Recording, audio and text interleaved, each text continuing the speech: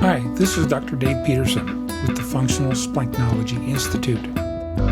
The topic for this video is about unraveling the mystique of bone broth. Let's get started. Are you sick a lot?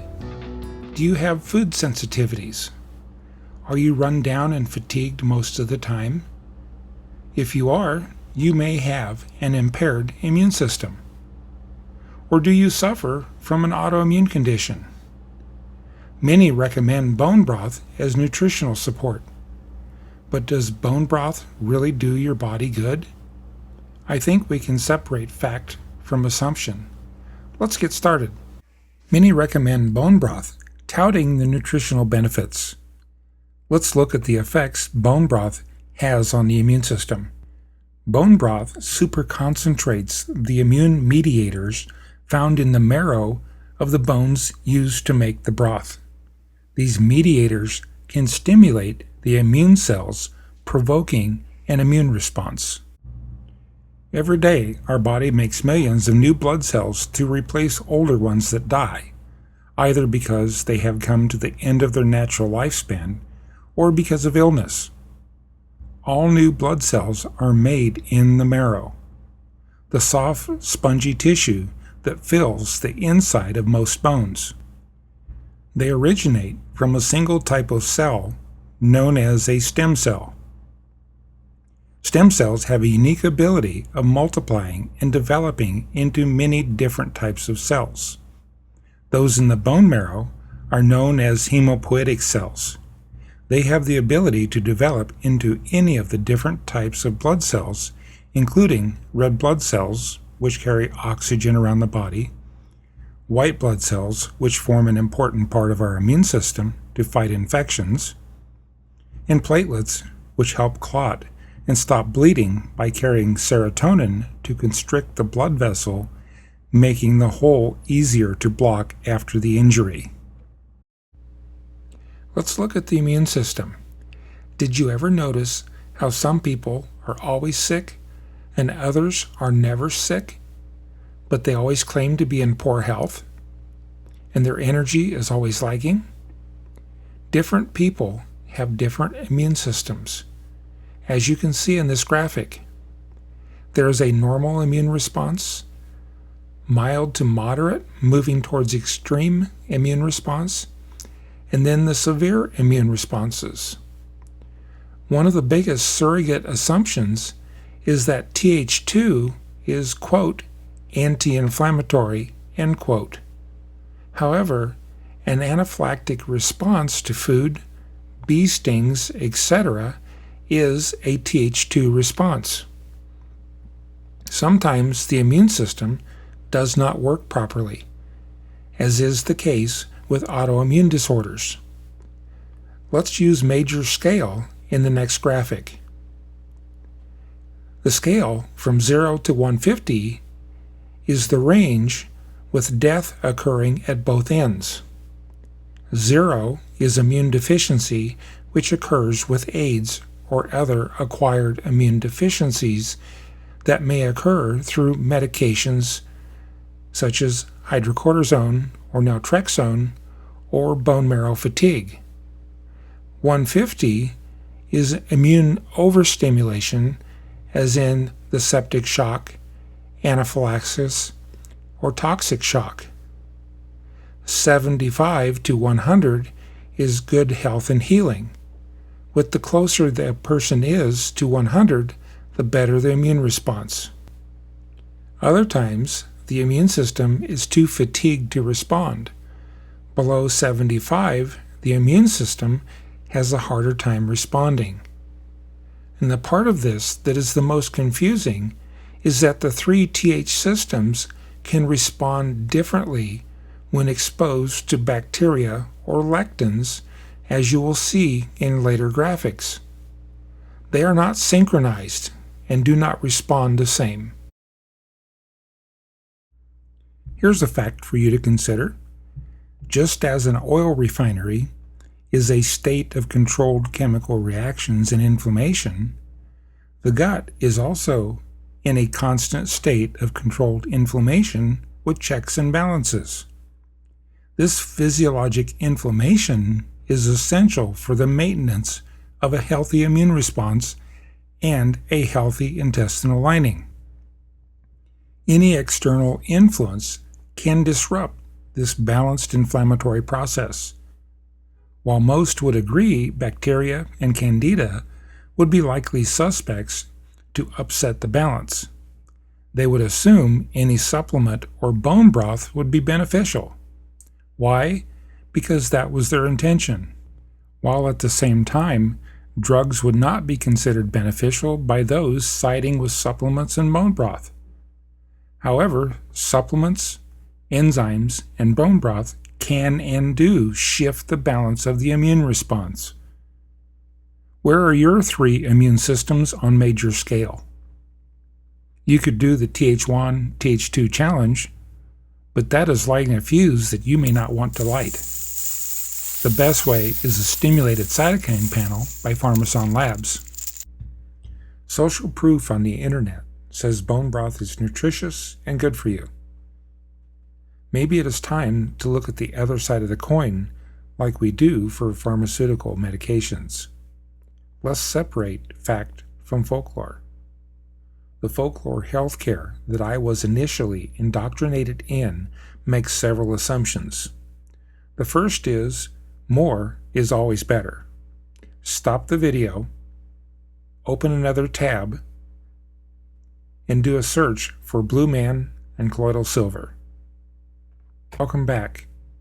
His intentions were good, but sometimes too much of a good thing is bad.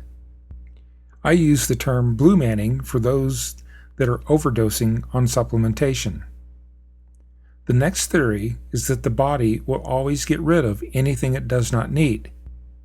And the next theory is that it will always know what to do with whatever you're taking. If you're feeling poorly and doing bone broth, your system looks more like this than this. The biggest assumption folklore healthcare is making lately is to always stimulate the immune system, or at least part of it. This is based on the assumption that the immune system is always working properly except for the part that isn't. But we don't know what that part is, so stimulate it all, even in autoimmune conditions. The body's response to any stress triggers a systemic series of neuroendocrine and immune events directed at bringing the system back to a state of homeostasis. Although considered distinct systems, increasing evidence supports the close communication between them. No one is asking what controls the Tregs, the Th1, the Th2, and Th17 immune systems, even in autoimmune conditions, leaving the perception that the controls are fine, but the immune systems are in disarray, while in reality it is the cytokines and chemokines that control and direct the immune system, including the Treg cells. Guess what? Microbes hack into the immune system by producing their own cytokines, chemokines, and neurotransmitters. Now, knowing that the bone broth super concentrates immune mediators and that the gut is in a state of controlled inflammation, these are 2 facts that should not be ignored. Think about this. You are delivering super concentrated immune mediators directly into your gastrointestinal tract that is in a state of constant controlled inflammation if it is working properly. If it is not, it's not going to respond the way you think it is. How are you expecting your immune system to respond? Especially if it is already not working properly. Your immune system will respond according to the direction of the superconcentrated immune mediators in the bone broth. Who do you think will do well with bone broth? If you are in the high 50s to mid 60s, you will likely feel better. Below that, you may or may not feel much of a difference. However, you are stimulating your immune system, which is likely to be still attacking your body so that the repairs can be made, but your body is lacking in the resources and vitality to complete the repairs. On the other side of the scale, above 100, you are likely to feel consistently worse. Depending on your social proof, you will likely place blame on anything but the bone broth. What about those that sometimes feel worse and other times feel okay? You are most likely on both sides of the scale. Feeling okay doesn't mean your immune system is working. Those with a suppressed immune system never suffer the symptoms of getting sick. When you are feeling worse, your immune system may have recovered enough to have the energy for a surge, but not enough to complete the job. Proponents make the assumption that stimulating the immune system is always a good thing. This assumption is focused on only the Th1 and Th2 immune responses, where, for example, if Th1 gets too aggressive, Th2 will activate and calm it down, and vice versa. This is true, but only with a properly functioning immune system. If you're taking the time to watch this video, chances are your immune system is not. You should also notice very little mention is made of Th17 immune response. You may have already experienced a cytokine storm caused by Th17 being provoked by either bone broth or an immune-stimulating supplement. And believe me, from personal experience, you do not want that.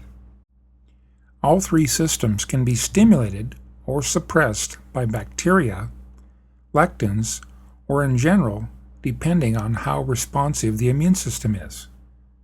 A person that has an overstimulated immune system is always sick, suffering from many cytokine storms. As you can see in number 4 in the lower right, this person's immune system was in a general overstimulated state in addition to being provoked by lectins, while bacteria in the gut suppressed their immune response. A person with a compromised immune system does not know what to think. Nothing makes any sense. Sometimes they feel sick, sometimes not. Sometimes they experience a cytokine storm, and the next time, doing the same thing doesn't cause any response. This is where you start experiencing cytokine-induced sickness behavior. In the top two, both are immune compromised. Number 2 on the right is a raw vegan. As you can see in the middle bar, lectins are provoking a Th2 and Th17 response every time she ate her raw food diet, which kept her immune system, seen in the first bar, in a constant state of inflammation. Number 1 on the top left was on the verge of becoming immune suppressed, with all the blue but still having cytokine storms from bacteria and lectin exposure. With a suppressed immune system, as in number 3 in the lower left, this person may never get sick. Often people think they are healthy because of this. When the immune system collapses, some may say you look too good to feel that bad. You experience cytokine storms where anything, a startle, a smell, food, stress, or an emotion, to name some of the many things, can set off a cytokine storm. These cytokine-induced behavioral changes include fatigue, hot flashes, a strong desire for sleep, loss of libido, decreased ability for physical activity, loss of appetite, disinterest in social and the physical environment, and a general inability to experience pleasure from activities they usually found enjoyable.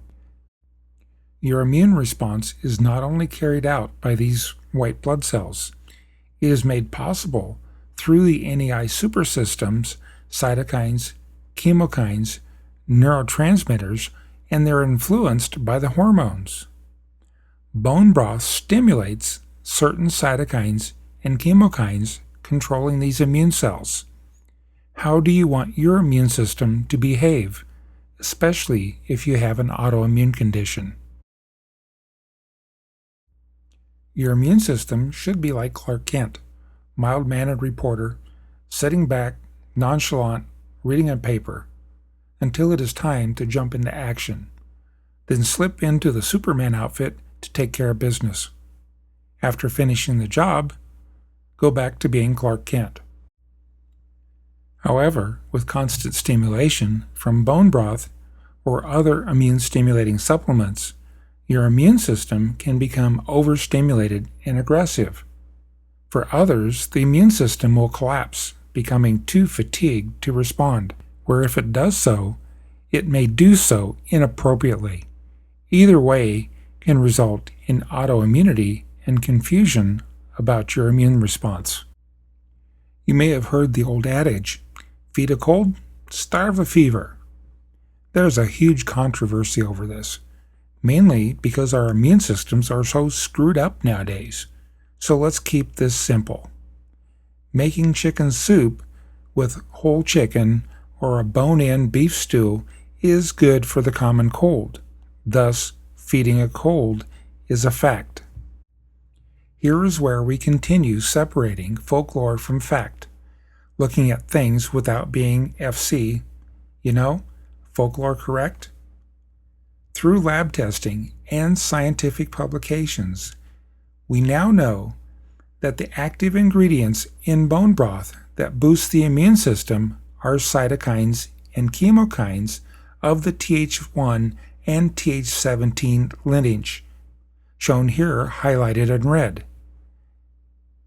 If you are immune compromised in any way or have an autoimmune condition, known or unknown, the pro-inflammatory cytokines, chemokines, and bone marrow stimulators that are specific to Th1 and Th17 will produce autoimmunity.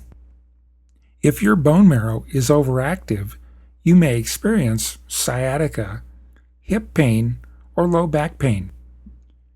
Your good intentions or reading it on some autoimmune diet website or recipe book is not going to make these cytokines and chemokines of the Th1 and Th17 lineage work any differently.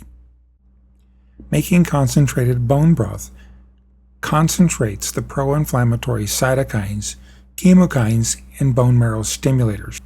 Bone broth does feed the immune response, which may be, in your case, called cytokine storms or autoimmune reactions. This makes bone broth bad, especially for those that are immune compromised or suffering from autoimmune conditions. Essentially, you're toast if you think this is going to restore your health. Continued use of bone broth or other immune stimulators may essentially fatigue your immune system to the point where you don't have any symptoms, but now experience cytokine storms and cytokine-induced sickness behavior. You may have reached this point if your white blood cells are consistently below 5. Other things can influence your immune system through your white blood cells.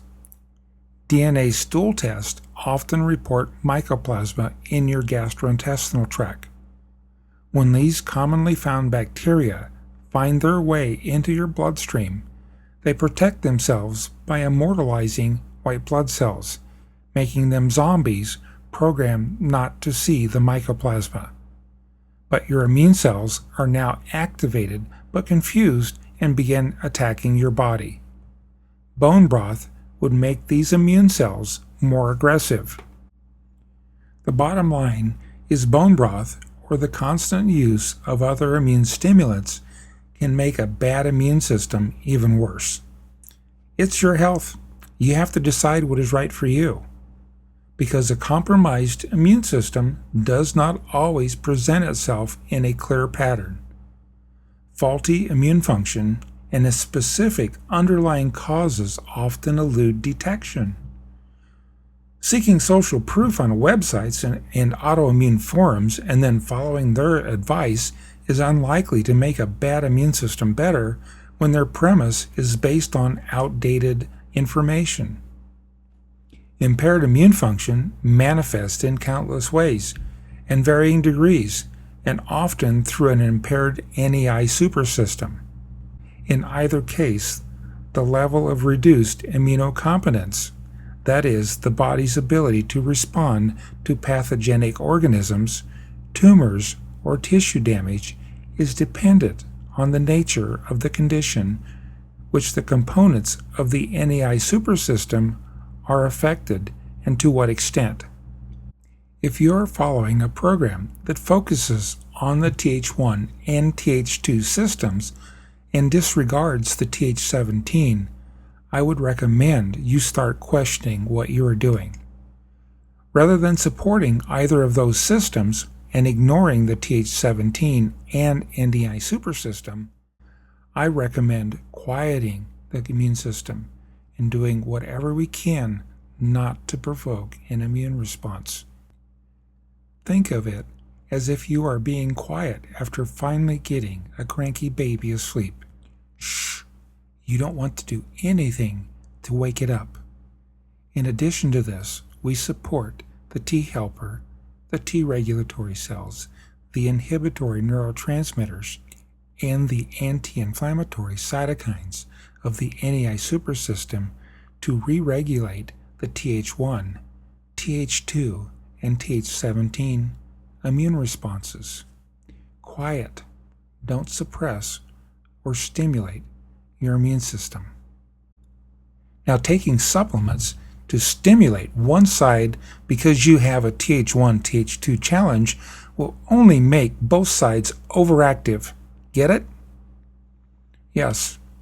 In theory, taking supplements stimulating the Th2 is supposed to control the Th1 after immune regulation has been achieved. The reason why you have an autoimmune disease is an inability to control your immune responses. If the immune regulation was not working before the challenge, chances are very high it will not work by provoking the other side.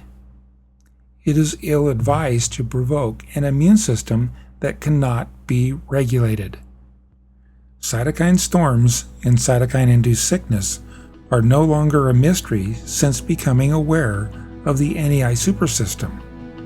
I recommend lab testing like those seen in this video to determine the specific support you need rather than some one-size-fits-all. Here, try this approach. If you would like more information or help with your immune system or autoimmune condition, I welcome you to visit my websites, www.stlwa.com or masteringthegut.com. Please check out my blogs as well. To make an appointment, please call 530-615-4083. If you do not live close, we can help you remotely as well. Looking forward to hearing from you and good health. This is Dr. Dave wishing you a good day.